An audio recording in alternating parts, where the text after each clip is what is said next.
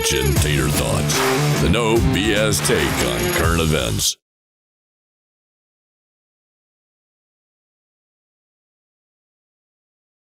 You're watching Tater Thoughts, the no BS take on current events.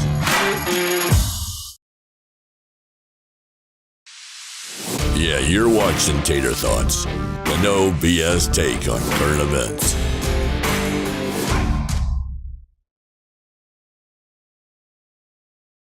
You're watching Tater Thoughts, the no BS take on current events.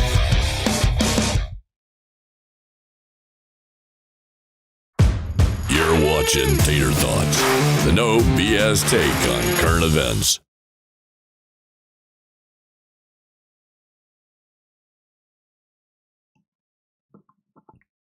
What's up, everyone? Yeah, this is going to be a live stream here. I can do it. I'm going to do the live stream, kind of go over this very important piece of legislation coming out today. The Senate has approved the big, beautiful bill, and right now we got this idiot, the minority leader. They call him Timu Obama, who's, he's Timu Obama. He wants to be Obama. He tries so hard to be Obama, but he just ain't really Obama. But he's been holding this speech going on for, God, all day long. And it's like, I think I woke up at 5 a.m. and he had just begun. And he's just ranting on and on and on and on. Here, let's take a listen real quick to what this idiot is having to say. Areas where our commitment to He's basically experiencing just the American repeating himself dream, over and over whatever again. path you choose, Put on my headphones whether so I that's can through listen to career this and too. technical education, as has been the case by many So this is the minority leader. members in their Under the rules of experience or their family experience. Don reconciliation. Norcross, one of our leaders in Turn this him down a regard, little bit. Debbie Dingell, others, Mark Pocan, part of the Labor Caucus. Right before the final leaders vote, the Senate minority this leader is regard. supposed to be able Mark? to give a speech. There's no time limit on it. So they've kind of let him Pocan, get part away of with talking. He's been speaking for, the God, trades movement. 7.5 Don Norcross, hours part of the at trades least. movement. At least 7.5 hours. Debbie Dingell, so close. And it looks like there's a lot of The people in UAW attendance, but and they're the not there. trades. They panned out in like It's one of those it's an empty areas hall. where we also And he are can't take a informed break. by It's like the filibuster rules. So you can't take a our break. personal experience. So you know he's got like a depend on or something because you know he's had to pee. Mr. Speaker, Probably smells horrible right in now. this one big ugly bill, so disgusting. These attacks Let's see what Twitter has to say about this by Republicans this fool. on the ability of all Americans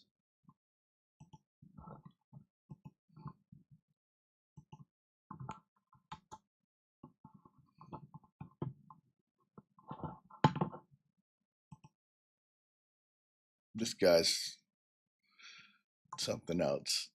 They call him Timu Obama.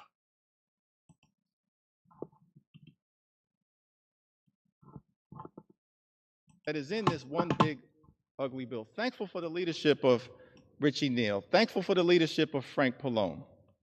Thankful for the leadership of Brendan Boyle. Thankful for the leadership of Craig. I'm thankful for the Just leadership, earlier. Looks like they're the falling principal asleep. leadership of Look at this every lady here. single member of the House Democratic Caucus. She's assed out cold.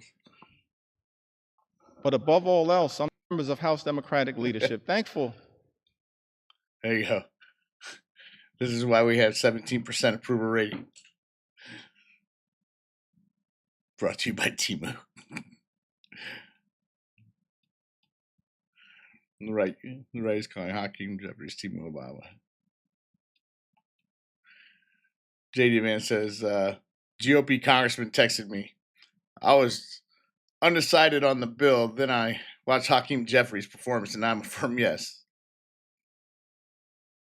Is it time for Speaker Johnson, if he has the votes to stop Timu Obama, Hakeem Jeffries from speaking? The House does not have a filibuster, so unlike the Senate where they can't stop him,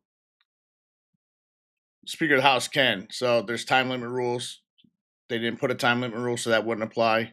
Motion to order the previous question. It's a parliamentary move that cuts off debate and forces a vote. Once passed, no one can speak further, not even the minority leader. That'd probably work.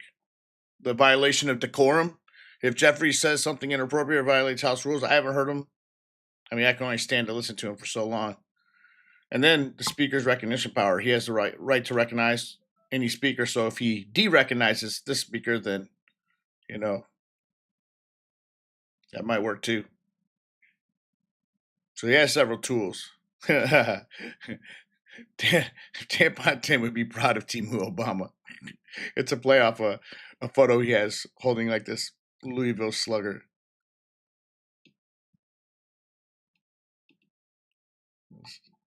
That will be unleashed on steroids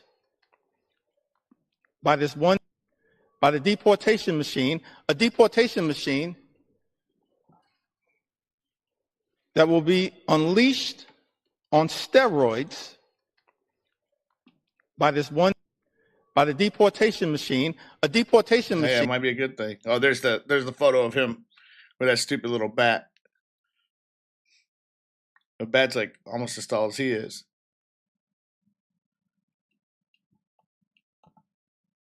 University.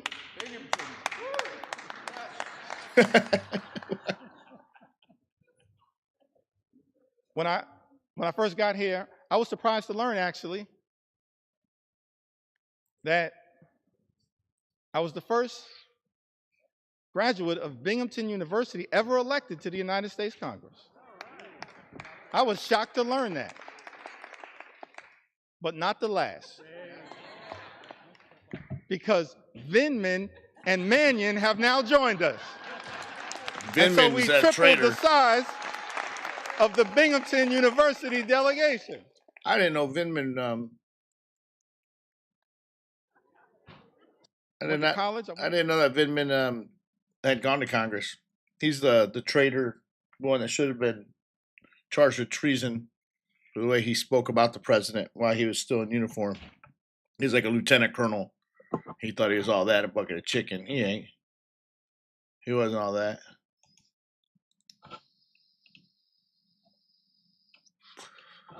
Let's see what they got to say here. Gut parts of the Affordable Care Act. What you essentially are doing by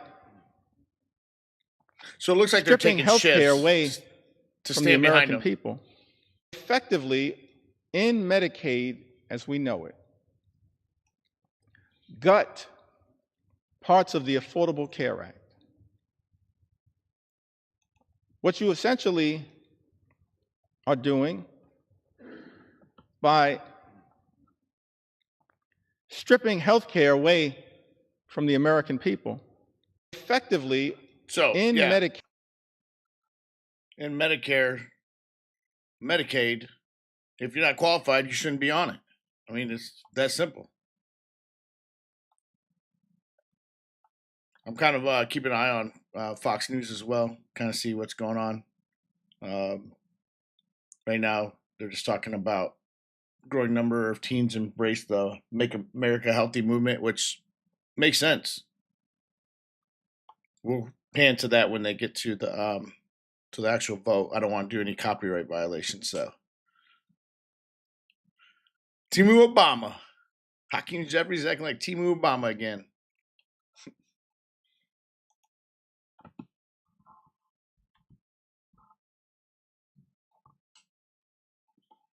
Give me 1 second. I gotta format my screen here so I can continue to watch this Fox News going down. All right, let's see. For the leaders of every single committee, the ladies fall asleep. Been battling hard to push back. They're taking shifts, I think so. Against the cruelty that is in this one big ugly bill. Thankful for the leadership of Richie Neal. Thankful for the leadership of Frank Pallone. Thankful for the leadership of Brendan Boyle. Thankful for the leadership of Angie Craig. Timu Obama on his way to Congress. Hey. I'll try back to see if Timu Obama's done yammering on. That was me all night long, dude. Like, I'd wake up and be like, man, have they taken this vote yet? And nope, he's still talking. Here it is, 12:40 Eastern time, still talking. Me, whenever I hear Hakeem Jeffries, Timu Obama speaks, Horton here's a BA liar by Dr. Seuss. Oh my God, that's why I love former Twitter X, man. Does everybody just kind of piles on? Oh, here's the empty chamber. This is what I was talking about. Watch, they're gonna pan out. Look at it. So what they do is they have him strategically set with like people behind. What sucks is they have to keep these people here all night listening to them, including this reporter. No, he's peeing himself all night too. If you have any sense of humor, you'd find calling Hakeem Jeffries. We will fight. We will fight hard for the freedom of vote. This one. We will fight hard for the freedom to vote. The American dream possible. We will fight hard for the freedom to vote. He even caught himself. Look at his face. He's like, oh my God. Oh my God. So I've seen Timu Obama, Great Value Obama, Dollar Store Obama.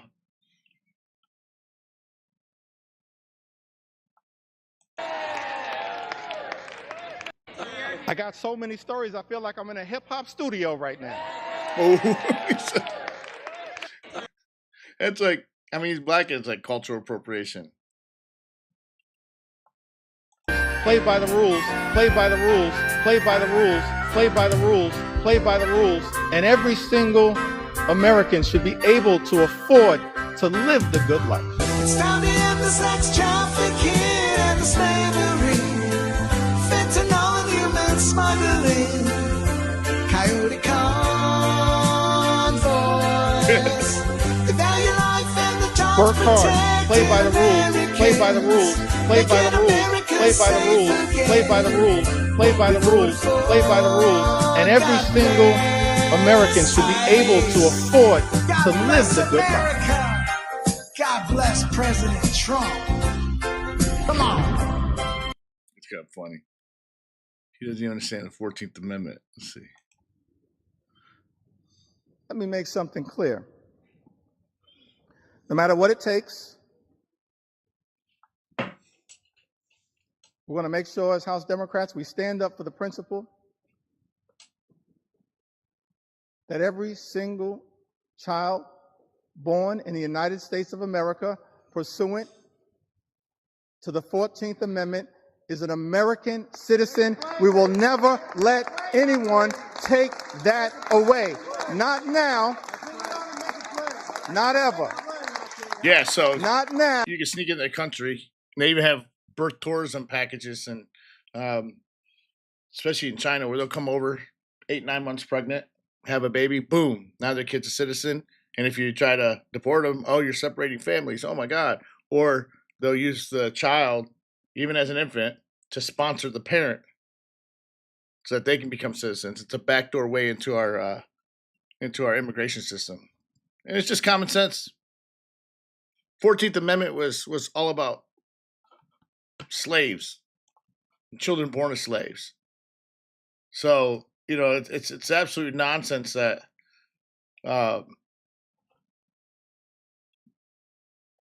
it's just total nonsense that they're allowed to do to come in like that and just backdoor our immigration system like that. So, I mean, the key words that's going to be debated in the Supreme Court is part of the 14th Amendment says subject to the jurisdiction of. So the 14th Amendment text says, let's see if I can bring this up here.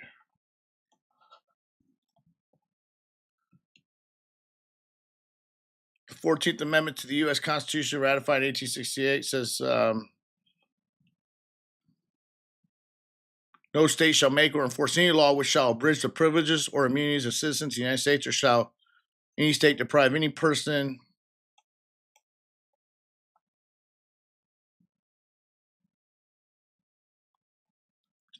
life, liberty, or property without due process. Okay, so that's due process. Let's see where the one.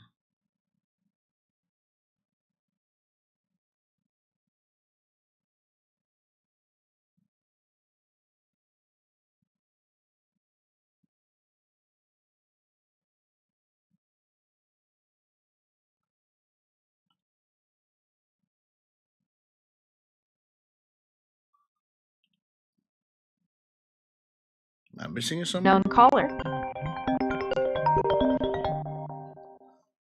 All right, let me leave you with this because for a minute, 'cause I gotta take a phone call real quick.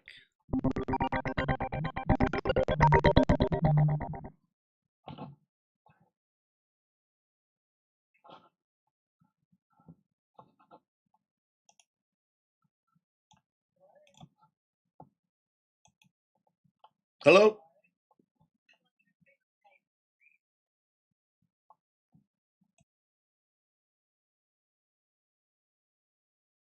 Made in the United States of America. We've come a long way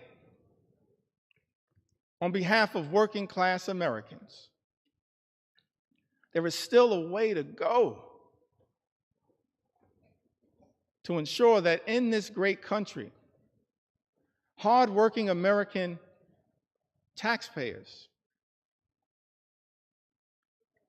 don't simply work hard and play by the rules just to survive, barely paycheck to paycheck,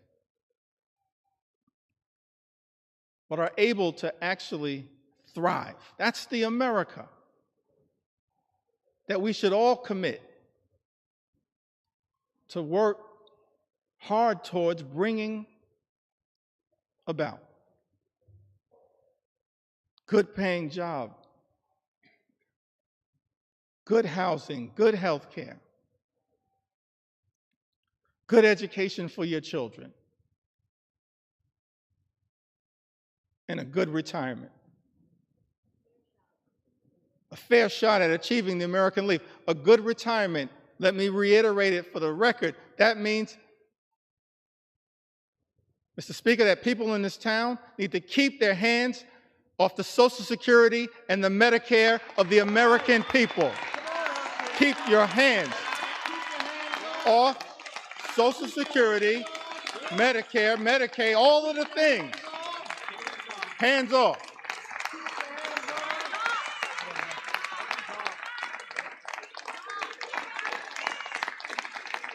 And one of the many reasons why we strongly oppose Donald Trump's one big ugly bill is because it will result in the largest cut to Medicare, sets in motion the largest cut to Medicare, more than $500 billion by some estimations in American history. The American people understandably frustrated, not for years, but for decades, that far too many have dealt with a situation where the system is not building an economy that works for hardworking American taxpayers, for everyday Americans, for working class Americans, for everyone who aspires to be part of the middle class. It's our sincere hope that we can get to a place one day,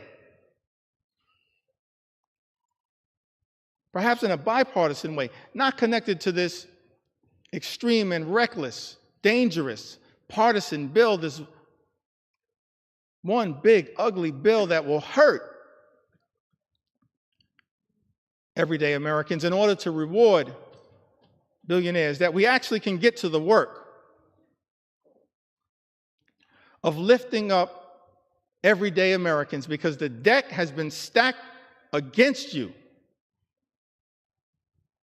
for far too long. And that's not the America that the American people deserve.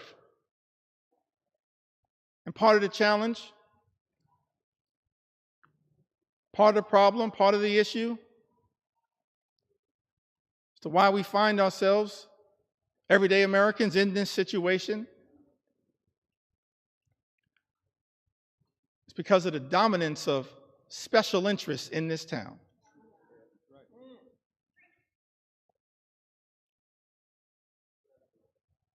And this one big, ugly bill represents a massive giveaway to special interests in this country.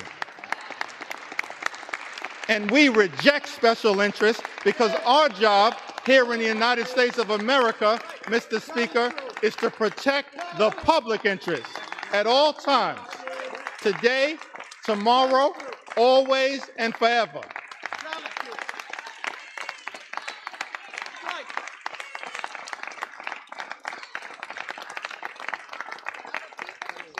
Extraordinary to me, Mr. Speaker, that you got folks in this town talking about draining the swamp. Guess what? You are the swamp.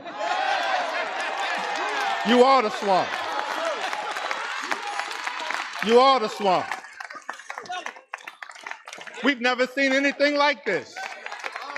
The type of corruption that has been unleashed on the American people and has poisoned, Mr. Speaker, this bill.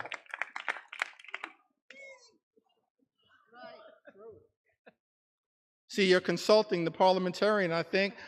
I said people in this town.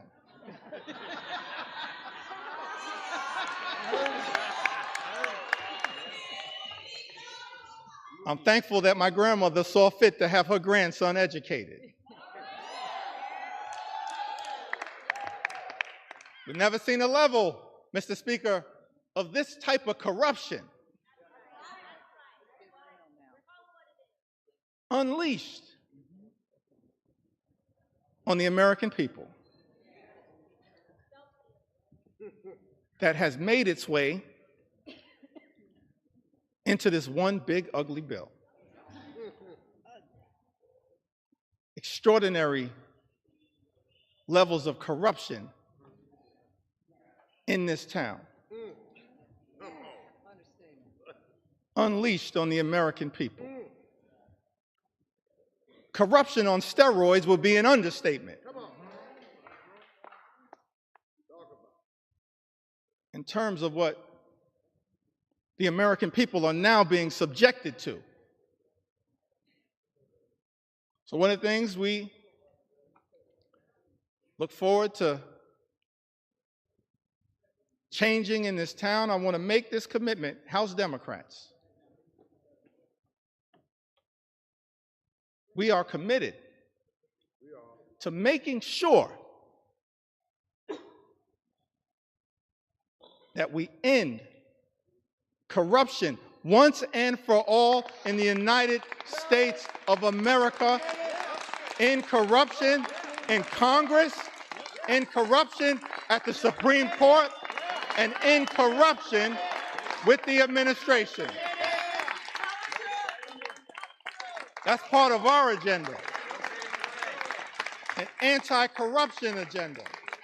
That's what the American people deserve. That's what we as House Democrats are committed to bringing about. The exact opposite, Mr. Speaker, of what we see in this bill.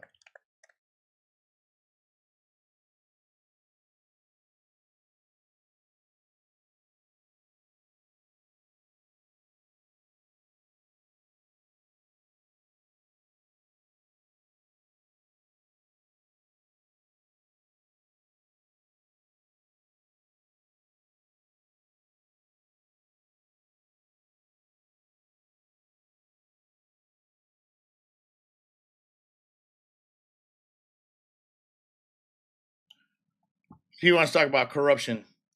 President of the United States for 4 years was Biden. Wasn't even there. Had like 4 or 5 people running the presidency. That's corruption. That's the corruption. That's treasonous. He wants to talk about corruption. He had members of Congress who are literally getting in the way of ICE officials enforcing laws, calling them Nazis and Gestapo. enforcing laws that they voted in. They voted in, and the president signed. And he wants to call people about being corrupt. There's nothing more corrupt than the Democrat Party. I'm not saying the Republican Party's perfect, but there's nothing more corrupt than the Democrat Party. They're lawless. They're hug-a-thugs. They're anything that's anti-American. They're anything that's anti-normal. They're a bunch of special interest freaks. That's why their approval rating's at 17%. I can't listen to this guy anymore. Let's see what's going on over in Twitter land real quick. Let's refresh, see if there's any new stuff.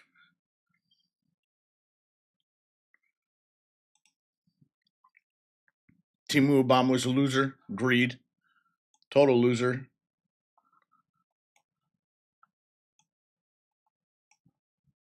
Just kind of looking at Fox News real quick too. If it comes on, I'll try to bring it over to the screen as well. Can you please tell Timu Obama to take a seat and shut his mouth? He's had his time. Let's get to voting. No crap. It's been like 8 hours. Up to the theatrics. That's the whole Democrat Party. You know, like Cory Booker and his little bongos and sitting on the Capitol steps. And just, what a weird party, man. Sorry, fake Indian lady, but Timu Obama spewing more BS lies isn't going to sway anyone. Elizabeth Warren. Representative Jeffries is fighting back to make sure every lawmaker takes his vote in the light of day. All it would take is 4 Republicans to grow a spine and put people's health care over billions. People's health care is not going to be affected. If you are authorized the health care, you're going to get it. What they're trying to do is get people off grandma's couch that are able to work. Or people with old enough children go to daycare and work. And you know what the work requirement is? 80 hours a month, 20 hours a week. 20 hours a week. That's all you have to do to get your free health care. The rest of us have to have a full-time job in order to qualify for health care, unless you're like me, where you served in the military for 22 years and you get health care for life. Is Dollar Store Obama a downgraded name for Timu Obama, or should I switch to Dollar Store? Iron Mike, you do what you want. They played you. This is all performative political theater, just like Timu Obama blathering on now. All right, let's see. Timu Obama is still better than the real Trump. Queen Sea Monkey. I can't.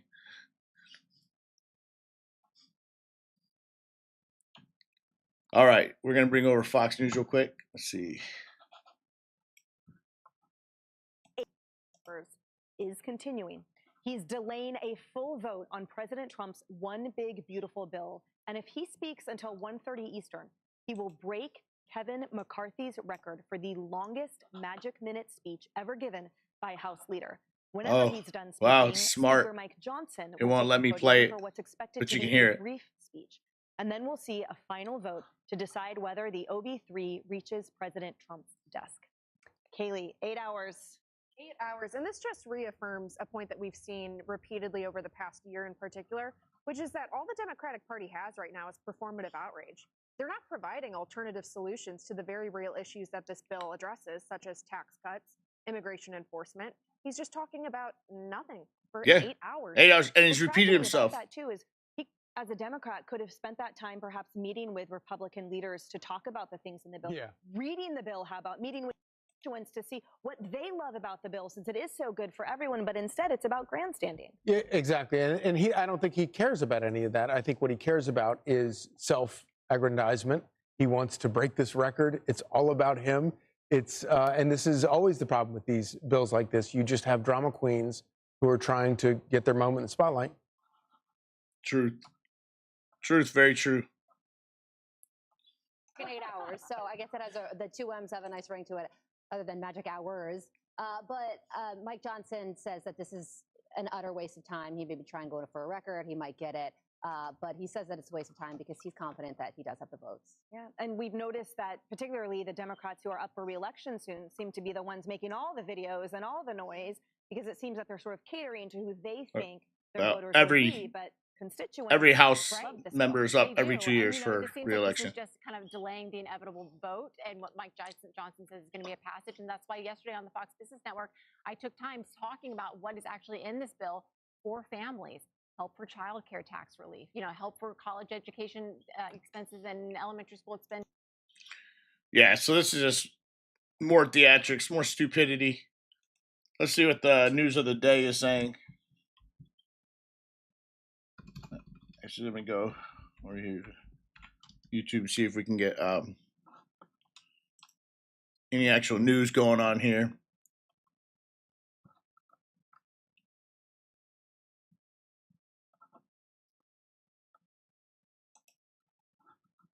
Those hardworking families, and this bill is going to deliver great benefits to American families. This is a very exciting day for the business owner, for the middle class American, and I just can't wait till Hakeem gets done with his little shenanigans so we can get this on the floor and vote for the American people. Amen. Right now in the House, Republicans on the brink of passing President Trump's big, beautiful bill, but they can't vote until Democratic leader Hakeem Jeffries wraps up what is turned into a marathon speech. Good morning. I'm Mike Emanuel. Bill and Dana are off. Good morning, Aisha. Hey, good morning. Good to see you. Happy 4th of July Eve. That is called a magic minute. I'm Aisha Husney. This is America's Newsroom, but it's gone on longer than a magic minute. We are awaiting that vote that could send the bill to President Trump's desk. He's waiting for it, too. This comes after another all-nighter for Republicans, where the president convinced some GOP holdouts to change their minds. Team Fox coverage. Mark Meredith is live on the Hill, but first let's go to Peter Doocy at the White House. Hello, Peter. Good morning, and Vice President J.D. Vance is now lifting the veil on the mindset of Republican lawmakers who are stuck sitting there in the House chamber listening to Hakeem Jeffries talk before they are allowed to vote. Vance just posted this. GOP congressman just texted me. I was undecided on the bill, but then I watched Hakeem Jeffries' performance, and now I am a firm yes. Up early here at the White House, comms director Stephen Chung, who writes, Tranquilo, which means don't worry, no panicins. The One Big Beautiful Bill is a generational bill that will bring prosperity to all Americans. This is the very definition of America First and what the people voted for. Exactly. And the Treasury Secretary, Scott Bessent, today is stressing that today's vote is just one part of the president's economic agenda, but it's a really big part. This is the centerpiece of President Trump's three-legged stool for the economy: trade, taxes, and deregulation. So we are working on the trade deals. Hey, also, you know, they always say that Trump's anti-LGBT. I think this guy is part of that community. So anytime anybody ever tells you that, this is like his point man on all thing economics. I think when Jerome Powell finally leaves as the Fed chair, I think he's going to probably put this guy in as the Fed chair. He's smart. One Big Beautiful Bill is the center of the tax deal, and we are constantly deregulating and unleashing American energy, American manufacturing, and letting the American people keep more of their money. At this hour, President Trump remains in the White House residence. He got good news about the bill overnight. He got good news about the jobs report that beat expectations a couple minutes ago, and he plans to celebrate it all at a one-year kickoff, countdown to a kickoff for America's 250th birthday in Des Moines, Iowa at the fairgrounds. That is going to be later on tonight. Mike? Big day for President Trump and his agenda. Peter Doocy live on the North Lawn. Peter, many thanks. Okay, let's go now to Mark Meredith live on Capitol Hill, getting a first-hand close-up look at all the exhausted lawmakers. Mark, what can you tell us? Aisha, yeah, it's been quite a night, and it's still going right now. Hakeem Jeffries is speaking for more than 4 hours. There are indications he's coming in for a landing, though, from some of the comments he just made on the House floor.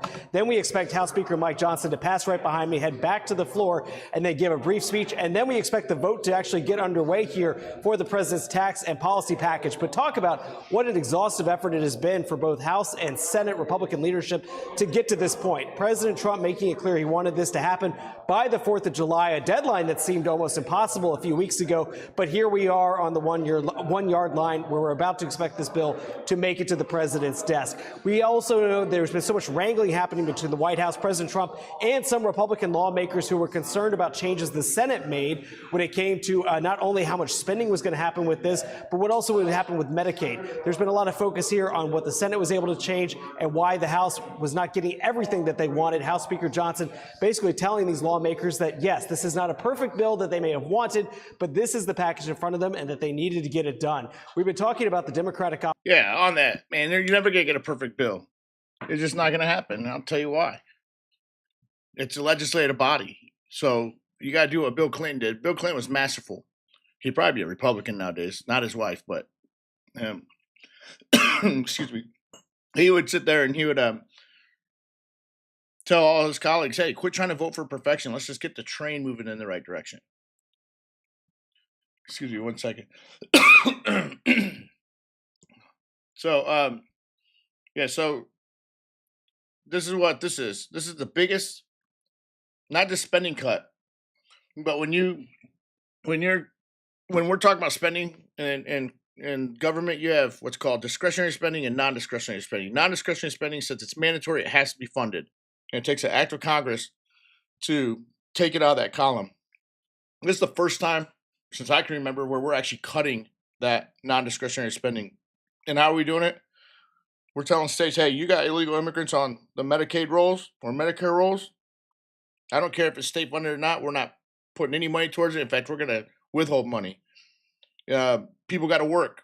Like I said earlier, 80 hours a month. That's 20 hours a week that you have to work. That's it. In order to keep your entitlements. They're not entitlements. They're gifts. And they're not free either. Everything is taxpayer funded.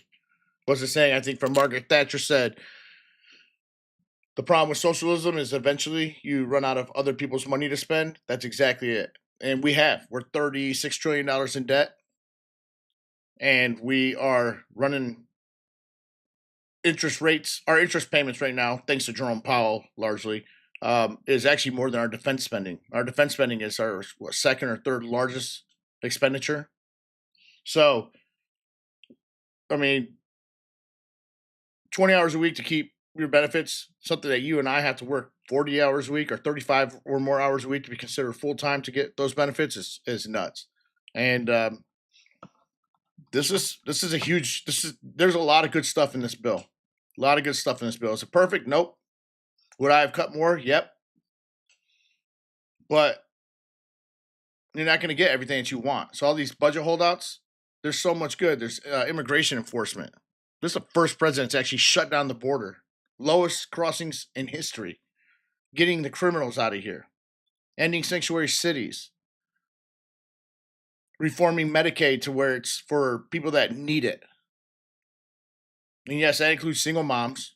And I used to rail on single moms like, oh, that's unfair. Why? I mean, because you opened your leg, you had a baby, da-da-da. Well, unless you're like Michigan where you really enforce child support laws with jail time and then recoup the costs, you know, they're the ones that chose not to have an abortion, kept the baby. So yeah, let's help them out. Plus, we need more children in this country anyways. And by the way, we're not against immigration. We're against illegal immigration. Don't ever let the politicians, oh, they're anti-migrant. No, we're not. We're anti-illegal immigrant. We need an orderly, sane, just, and bringing in the best and the brightest and the workers where we actually have a shortage. And then you don't give them citizenship for a long, long time. You might let them become a permanent resident, but the permanent residency is tied to them working in the field that they said that they're going to work for, let's say, 20 years. And then maybe we could talk citizenship upon retirement. So there's sane ways that we can really build this country up with the best and the brightest. Because we do need more workers. Okay, even with robotics taking over and AI, we still have a worker shortage. Why?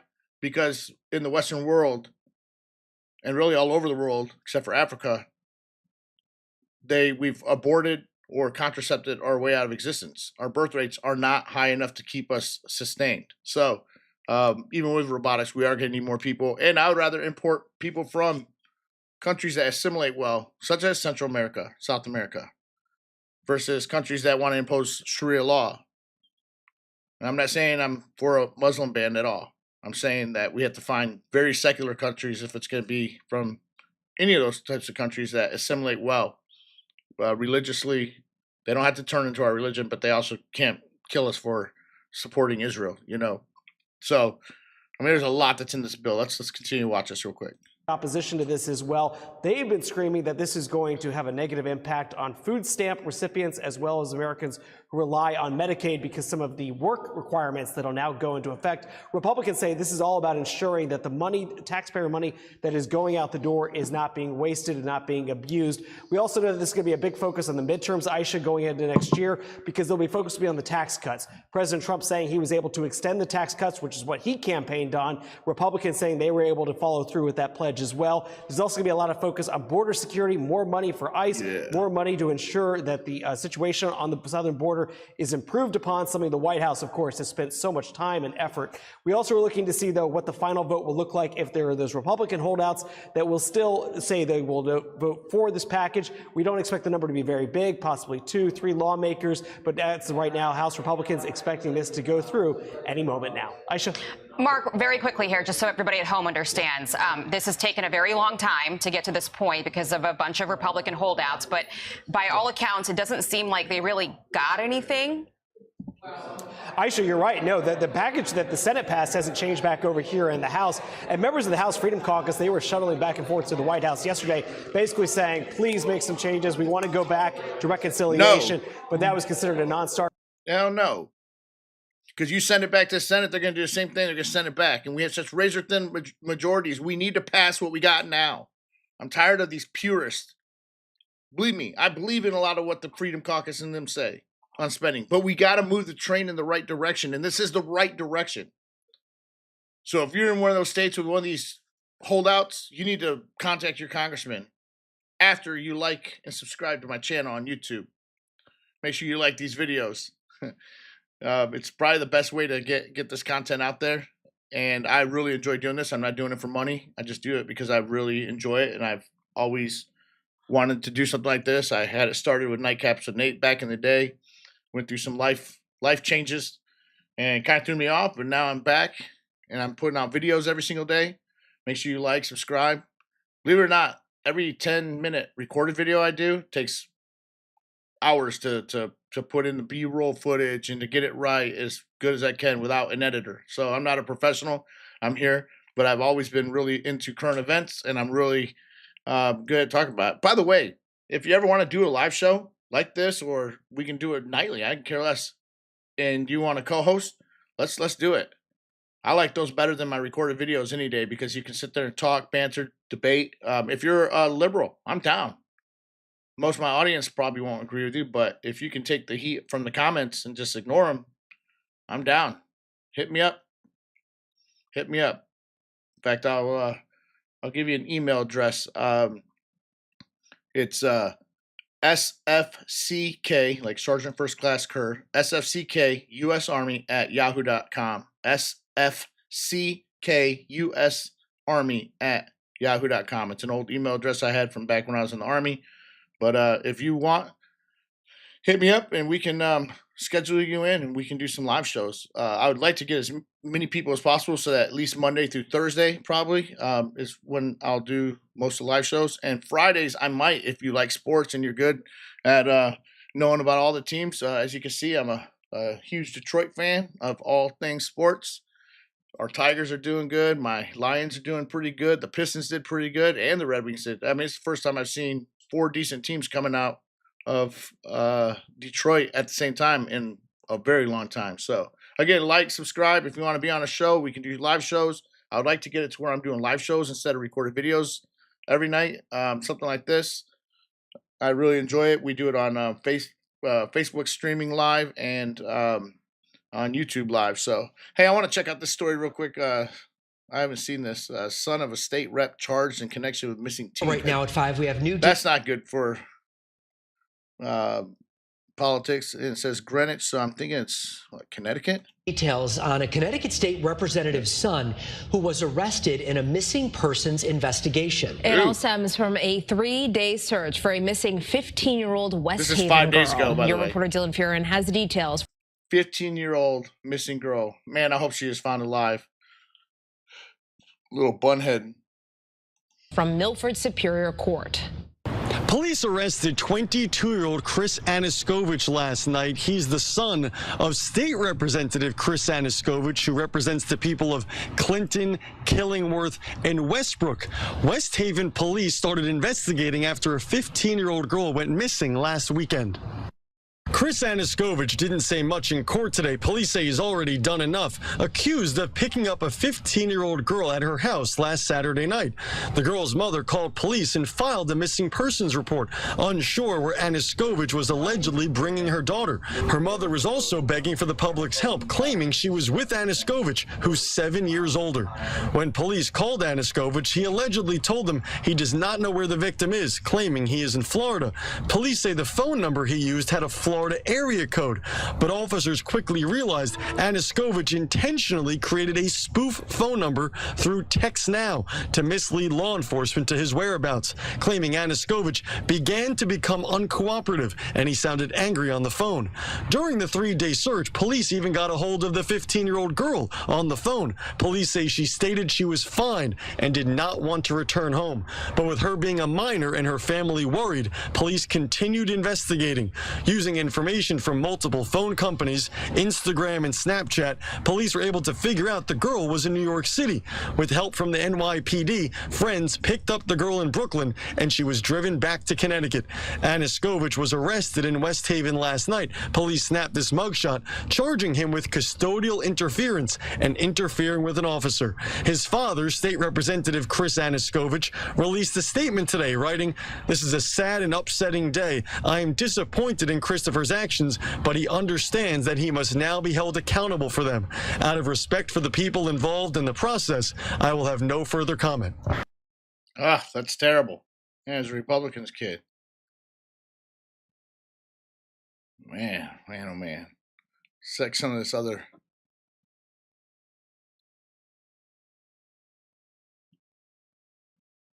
There will be no opportunity to speak on this item again.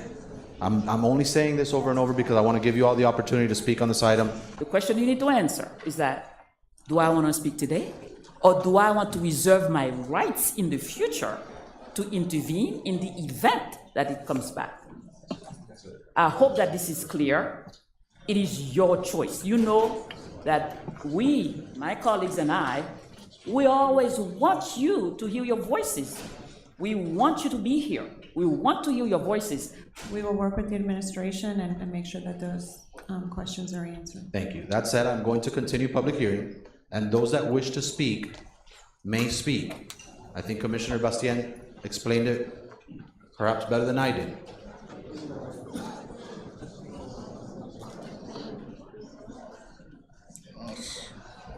We will have order in this chamber.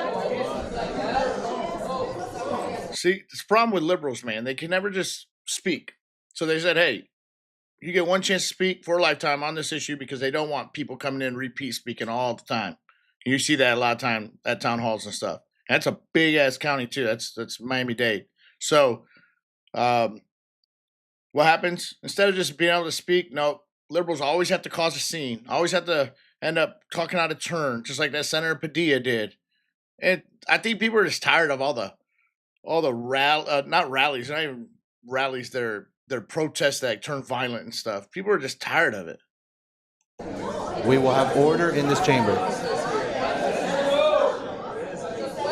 Let go of me! Let go of me! Stop it! Stop what you're doing! Let me Get go. up on your feet and walk out. Let me go! I can stand See? and I can be quiet. Then walk. No! I have a right to understand this process!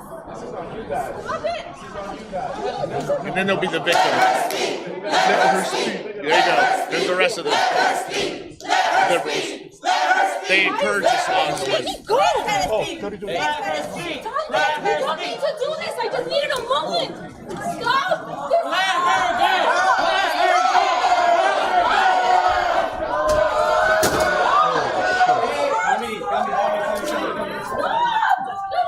Now the police are the bad guys, according to liberals. Defund police, defund ICE, defund law and order. They had it their way, the anarchy.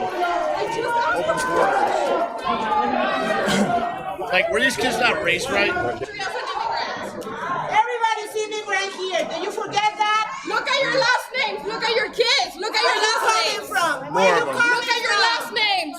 Regalado, Bermúdez, González, Rodriguez. Rodriguez. Look at your shame. That's a good R word. Shame on you. You're selling out to your own people that voted for you. They're kidnapping They're kidnapping immigrants. The The worst one is white liberals. Oh my God, I can't stand them.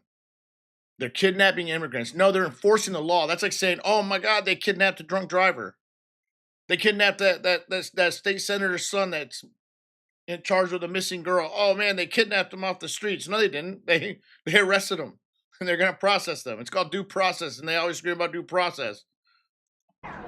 Do you have a special business? If one of them speaks, public hearing will be open and then closed. And they could all speak at that point, by the way, today. Yeah. Everyone will have an opportunity to speak, not just one person. But if this item ever comes back, they will not have that opportunity granted again, a second time. You speak once on every item, has been the practice of this board, and we all know this. This is not new to any commissioner on this board, that public hearing is had one time in the history of the item. The mayor has already agreed to this. She signed this in March. The only reason this was brought forward is because we're not getting paid for it.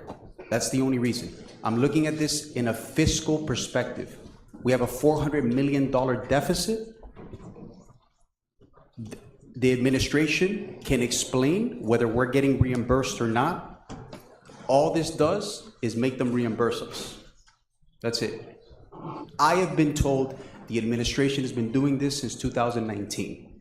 That's not us. That's what the mayor and the administration has been doing. I just want to make sure that if this is true, we are being compensated by the federal government and we don't continue to go into a deficit. That's it. This is not something about which I have a choice. This is the law of Florida, and it was required that this agreement be signed. It came to the board as a routine matter for ratification. Governor DeSantis is using cruelty as a political theater, and by supporting the 287G agreement, you are helping him to do it. All right, so this is all nonsense, absolute nonsense. Hey, we got the new jobs report numbers out. That's good. Let's take a look at these. Let's see if Trump continues to defy all the expectations. Oh my God, his tariffs are going to ruin the economy, blah, blah, blah, blah, blah. And none of that's happened. Oh, it's going to raise inflation. None of that's happened. So let's take a look at these real quick. Pull this over here. Boom, from the liberal CBS News. Oh, by the way, Hakeem Jeffries is still speaking. So he's broken the record. Yay him. Let's get him off the floor. But anyways, let's go back to the job. CBS News, no friend of President Trump. Employers added 147,000 jobs in June as U.S. labor market continues to defy expectations. This guy needs to be fired, Jerome Powell. He's costing us all money in just interest payments alone on our national debt. Employers across the U.S. added 147,000 jobs in June with the labor market remaining resilient despite slowing economic growth this year. That figure is in line with the average monthly gain of 146,000 over the last year, according to the Labor Department. Job growth was stronger than expected. Every month we hear that. Payroll gains sailed past the 115,000 predicted by economists, who are always wrong.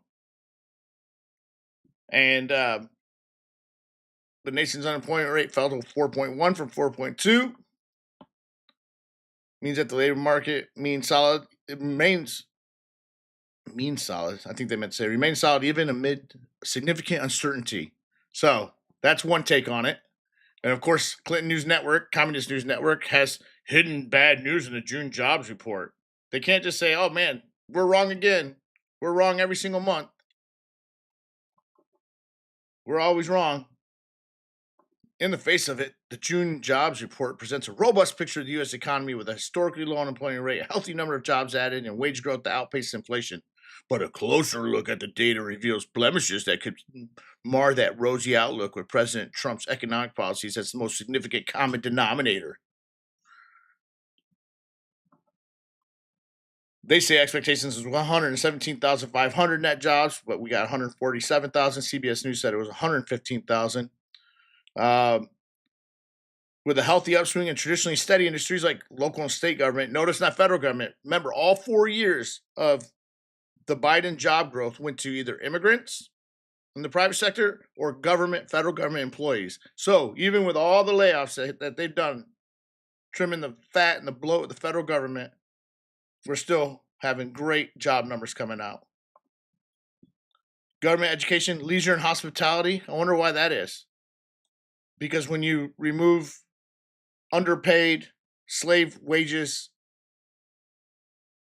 illegal immigration, that's their fault. I mean, they're just trying to come over for a better life, and they had a free open door under Obama. Or, well, not really Obama. I meant Biden. So they came in and took the jobs. Well, they take jobs under the table. It's cheaper for employers because employers, you don't just pay when you see your income taxes come out.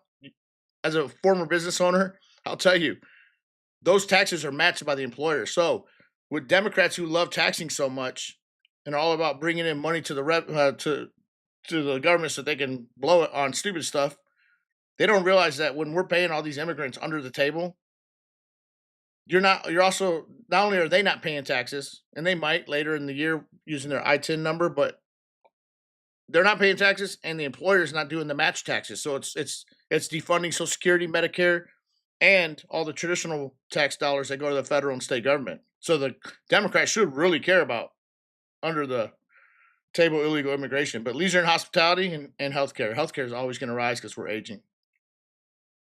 So where are these jobs are coming from? Top 14. Look at construction. Mining and logging, of course.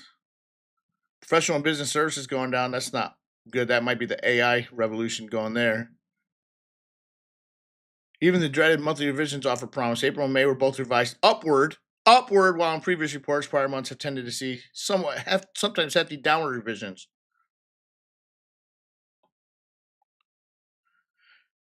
It's becoming harder for Americans to find work. The average duration of unemployment rose from 21.8 weeks to 23 weeks, and the share of unemployed workers who have been out of a job for 27 weeks or longer rose to 23.3%. That means that they have a skills mismatch. Go back to school and get your skills. Oh, by the way, I think the work requirements for people to stay on SNAP and Medicaid, I think includes if you're a student. So manufacturing employment is down. That's going to change. Losing 7,000 jobs, a cloudy development for one of Trump's benchmark economic priorities. Okay, but compare it to how many we were losing before. So if we're losing less, eventually we'll be in positive territory. Ones that saw the biggest monthly gains were mostly ones that are less affected by tariffs. Blah, blah, blah, blah, blah. Employees are working fewer hours. Employment rate for Black Americans rose. A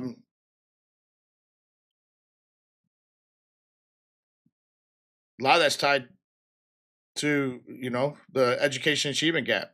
If you're raised by a single mom, 3 out of 4 kids in the Black community are born without a father, and mom's working 3 jobs or is on drugs or whatever the situation is, they're not finishing education. It's going to keep, as long as if we don't fix the family unit in each community, then you're always going to have higher unemployment and achievement gaps. That's why the Asians Asian, especially people from Asian countries like Japan, Korea, China, they have a lower out of wedlock birth rate. So, their kids are more well adjusted and they are smarter than even the Caucasians. More women are leaving the workforce. That's because more women are deciding to be what's called a traditional feminist, right? The other type of feminist that says, hey, you know what? We don't have to compete. I mean,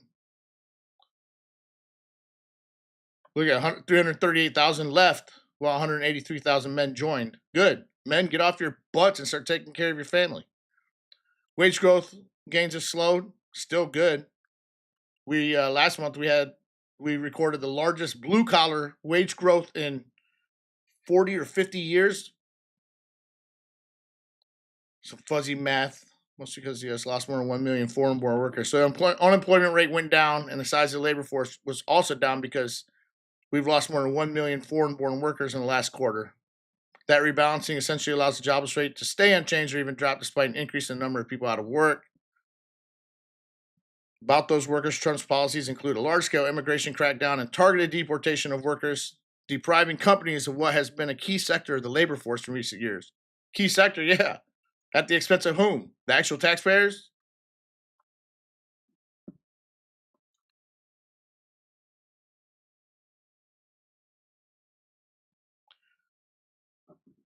All right. I have got to drop for a few minutes, but I will go ahead and leave the House hearing on. Actually, no, I'm going to reconvene. I will reconvene in about 30 minutes. I have to drop for a meeting. I will reconvene in about 30 minutes. Again, like, subscribe. I'll see you guys in 30 more minutes.